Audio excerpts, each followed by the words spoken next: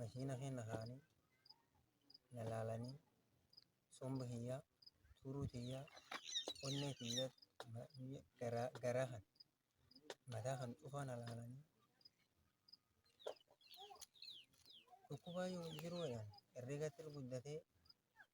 وين ركوباي ربي نارجع وين ركوباي إبامه إبام مجرب النباتي ملي ورنا نرجني ورخيم النهاية نانجلا يا بالو في أخمي كمهاني ديمي إيجنا بيمني سونا بيم ودان لكنا بيمني فنجانا بيمني قرصنا كنني ديمي أخمينا الآن خنا اللي فو أبدأتو واقع ملي أبدأتو نمرت نكر كارمني أكيد قلي tori walaita ya sad adat dabdi argo adat dabdi ya ballo argo adat dabdi inna yeson arge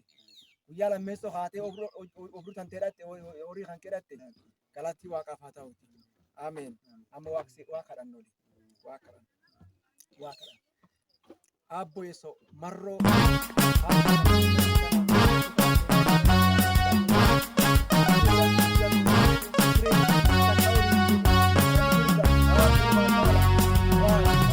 Wangeli,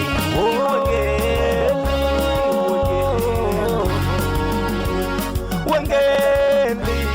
Wangeli, Ibama Vaizana Valedirizani, Abasna Bertajavse, Bilisna Mavaza, Amurama Javse, Bilisna Mavaza, Amurama Javse, Jesus, Bilisna Mavaza.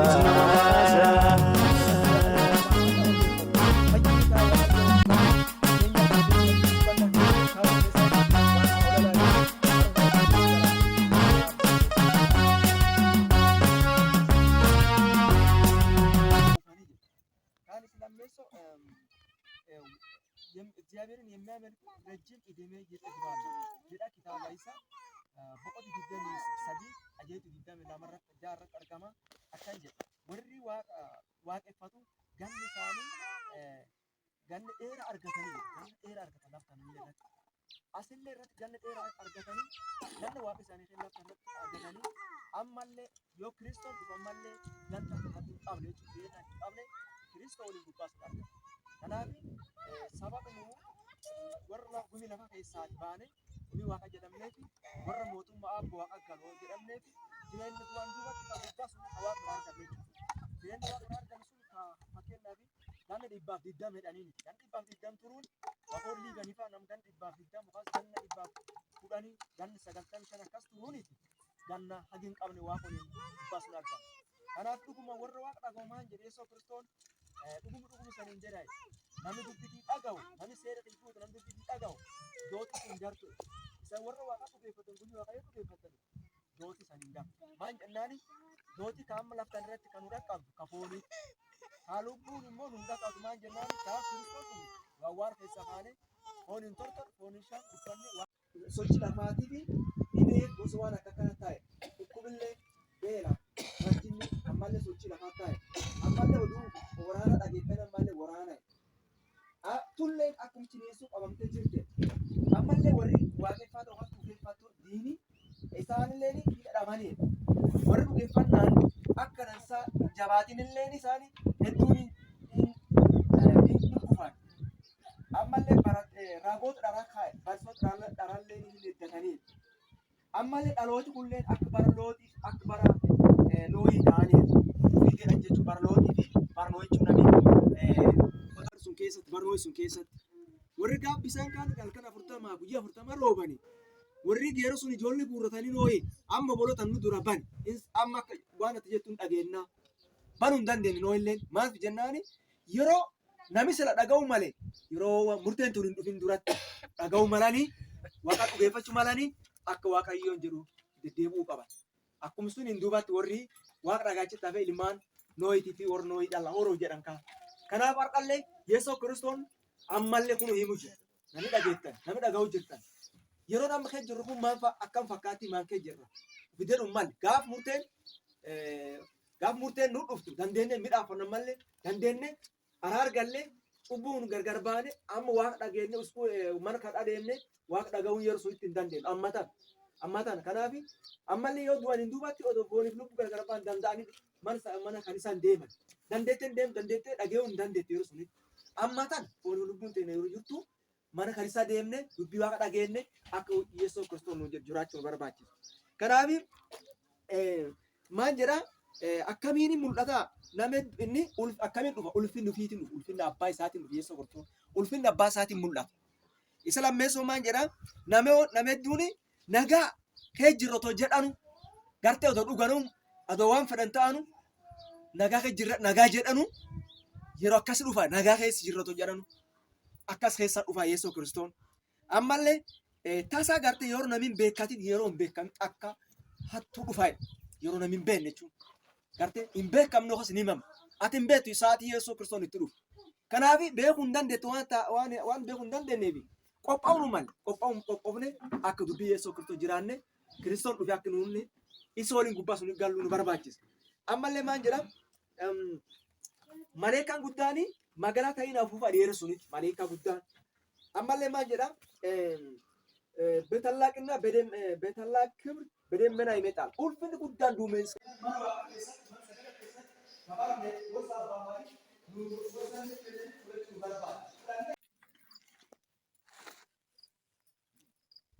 Namni tokko dubbatee nagaallee dubbachuu dandeettan. Ayya jajjabaadha sanin jedha gumii Kiristoos Waaqayyoon sana jajjabeessu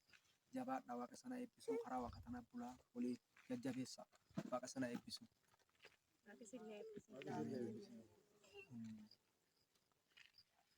Ayyee limaan teessan illee gara mana sagadaa ergaa jajjabeessa akka dubbii waaqa baratanii lafa tanallee keessa gargaar guddaa waan jiruufi akka darsachuu danda'anii guddisallee waa kadhadhaa waaqa isaan duraa ba'uti jajjabaadha. Waaqni arrafallee kan nagaa callaa nuu soche kan jireenya callaa nuu soche kaayyuu dubbii waaqaatiin barsiifnu kana waaqaatiin jaan callaa nuu soche walitti nu geesse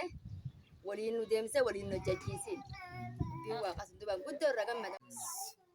Amma kun lallaafin gamnatti warri sun yaa'ee tiran lafti dhufee taa'ee wal gorsee waaqa kadhatee karaa kan deemsisu kana nulleeni funuunsa akka jiru dayyaana malee wattuu yaasuun hin qabu. Oota warri guyyaa kan yaana yoo jennu warrillee miilumaa yaanullee sira miilumaa yaana. Yaasunu basti yaan sulleeni waan qara kaarmaachi qabuun sira mirgi deeffannee yaanu baanamtuu laf jedhe. Waanamtu sun waaqni yabanam. Waaqni akkuma banee laftee innaan nagaa kennin. Lafam yaasuu amma maqaadha kan lafam inni maqaadha tana bakka taltallii bakka hubotu. Waan fulaanan deemeen been fulaanan hin taa'in hin jiru. Lafam inni maqaadha tana. Cufin been. Akka isaan baan midhaanii guddoollee achiillee hin been.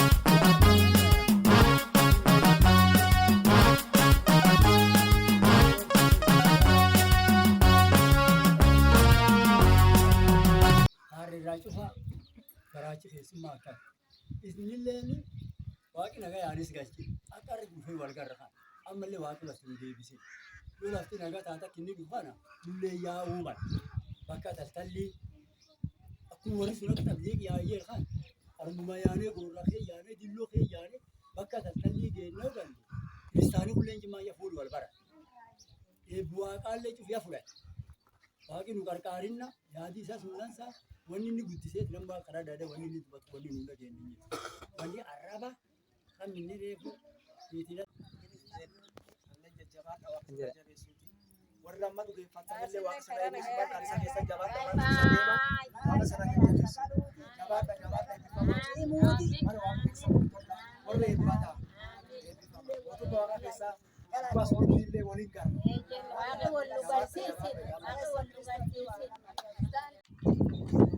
Ayya. Nagaa Itoophiyaadhaamna kiristaanii dubban analleen warri liidaa hajuumiyaa sentimeerii guddoo gammanne guddoo waliin waa kadhanne gammaddi sun waaqa nuu dhaqqabuuti waaqi onne teen keessatti inni ulfeesse onne teen keen nuu kaa'uuti adadhabaan armu dhufellee kaayyoo waaqi irraa argatee dhufe fayyuuti kadhateen cufu waaqi anurraa fuudhu. Amiin. Angona kenera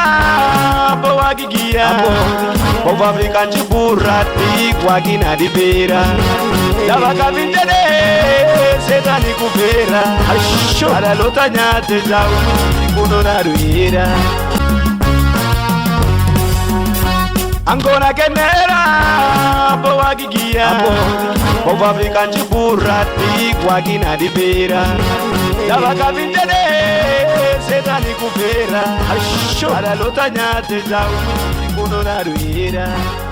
Porque